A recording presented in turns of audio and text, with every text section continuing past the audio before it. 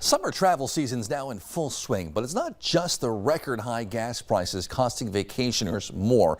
Airline prices will also likely cost you much more than they did just 6 months ago, though not a lot more than you would have paid pre-pandemic. Let's take a look at the average flight cost according to Bureau of Labor Statistics over the last 20 years. You see, they rose pretty consistently through the early 2000s.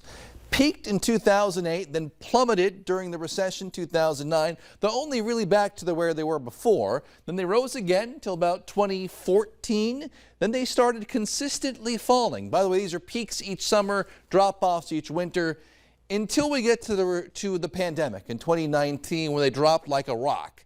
Since then, they've been pretty volatile, up and down, rising a lot last summer when folks started traveling again, then dropping off again in the winter during Omicron, and now a huge rise back to prices not seen since 2015, over $300 a flight. And the reason the prices keep rising is demand is still high, with several airline groups saying the number of travelers now is about the same as it was in 2019, pre-pandemic.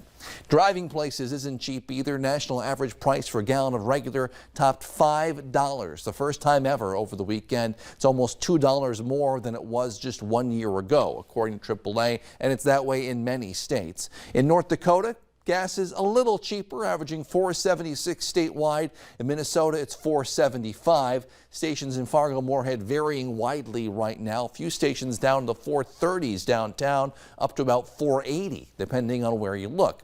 There's not much local lawmakers can do to change the global petroleum market conditions that forced the prices up.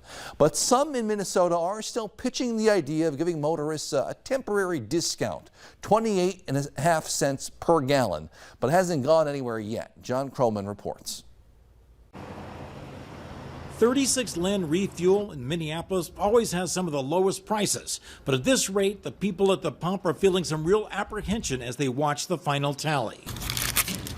So what's the total here? $51.34. Almost $60. Part of what you pay is 28.5 cents per gallon in state fuel taxes, but with the state sitting on a record surplus, some lawmakers are pitching a temporary gas tax holiday. And we're paying for dollar out of the surplus.